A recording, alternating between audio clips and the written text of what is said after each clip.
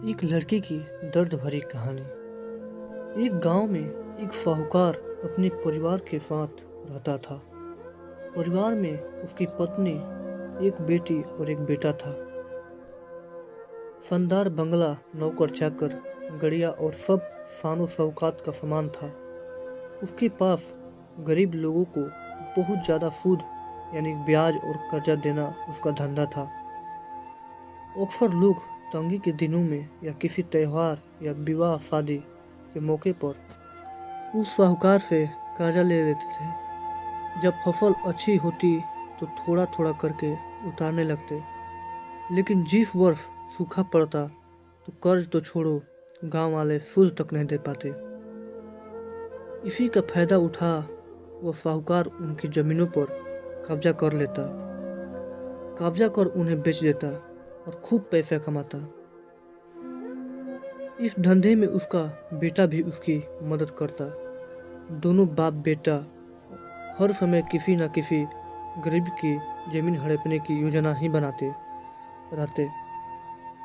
एक दिन शहर से एक व्यापारी आया और साहूकार से गांव में जमीन खरीदने की इच्छा बताई। साहूकार की खुशी का ठिकाना न रहा। घर बैठे बिठाए जमीनों का ग्राहक मिल गया। साहूकार ने उस व्यापारी को बहुत सी जमीनें दिखाई जो उसने कर्ज के बदले गांव वालों से हथिया ली थी, लेकिन उस व्यापारी को कोई भी जमीन पसंद ना आई। गांव में घूमते हुए व्यापारी को एक जमीन का टुकड़ा पसंद आया। उसने साहूकार से उस जमीन के बारे में पूछा तो साहूकार सोच में डूब गया। असल में वह जमीन तो एक बिन माँ बाप की लड़की की थी जो वहां पर रहती थी। उस लड़की के माँ बाप ने साहूकार से 20,000 रुपये कर्ज लिया था, मगर उसे चुकाने से पहले ही उनकी मृत्यु हो गई थी। बेसहारा लड़की की हालत देख गांव की पंचायत ने साहूकार से उस जमीन पर कब्जा न करने को कहा। भला पंचायत की बात कैसे टाल सकता था साहूकार, मगर दिल में हमेशा ही उस जमीन पर कब्जा करने की बात सोचता रहता था। आज व्यापारी की इच्छा सुन उसका लालच बाहर आ गया था और उसने जमीन पर कब्जे का मन बना लिया। कर्जे के सारे कागज ले वो वापस लड़की के घर पहुंचा और कर्जा वापस करने की बात कही। जब लड़की ने अपनी दुर्दशा बताते हुए और समय मांगा तो साहूकार ने कब्जा करने की धमकी दी। कब्जे की धमकी सुन वह लड़की पंचायत के मुखिया के पास गई और उसकी जमीन को बचाने की दुहाई लगाई। सारे गांव में यह बात आग की तरह फैल गई कि साहूकार उस बेसहारा लड़की की जमीन पर कब्जा करने वाला है। यह बात उड़ते उड़ते साहूकार की बेटी के कान में पड़ी। अपने पिता के लालच की बात सुन उसके मन में बहुत दुख हुआ। उसने अपने पिता से इस बारे में बात करने की कोशिश की, लेकिन साहूकार को तो सिर्फ बहुत बड़ा मुनाफा ही दिख रहा था। उसे बेसहारा लड़की की दुर्दशा या अपनी बेटी की निवेदन का कोई असर न हुआ और उसने उस जमीन पर कब्जे का ऐलान कर दिया।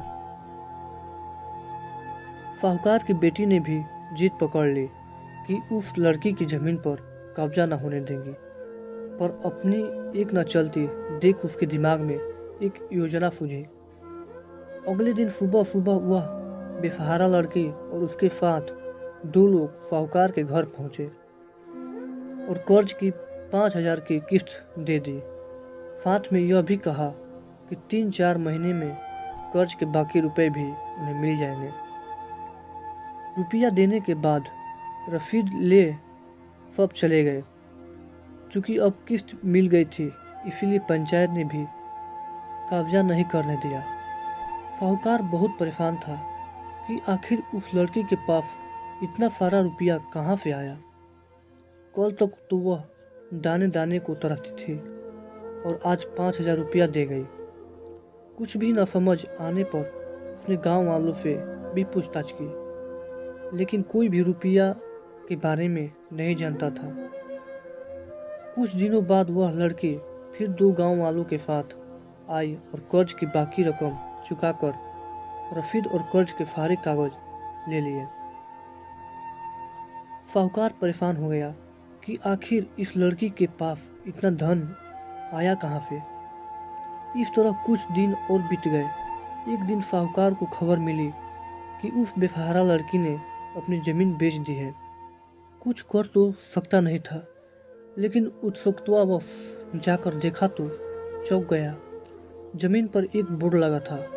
उस बोर्ड पर जमीन के मालिक का नाम देखकर साहूकार की मानो सांसें रुक गई। मालिक के नाम के आगे लिखा था उसकी अपनी बेटी और उस लड़की का नाम। वह दौड़ा हुआ घर गया और बेटी से पूछा कि यह क्या तमाशा है। तब उसकी बेटी ने उसे बताया कि उस गरीब लड़की की मदद के लिए उसने अपने सारे गहने बेच डाले हैं ताकि उसकी जमीन आपके कब्जे से बच सके। लेकिन जमीन आपसे छुड़ाते ही उस बेसहारा लड़की ने उदारता दिखाते हुए आधी जमीन मेरे नाम कर दी। बेटी ने समझाया कि आप तो उस लड़की का आखिरी सहारा भी छीन रहे थे, मगर उस लड़की का बड़पन तो देखो। उसने जमीन छुड़ाते ही मेरे गहनों के बदले अपनी आधी जमीन मुझे दे दी।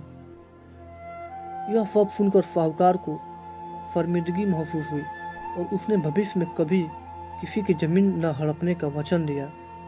दोस्तों, कहानी कैसी लगी? ऐसी ही कहानी सुनने के लिए चैनल को लाइक और सब्सक्राइब जरूर करें। Thanks for watching.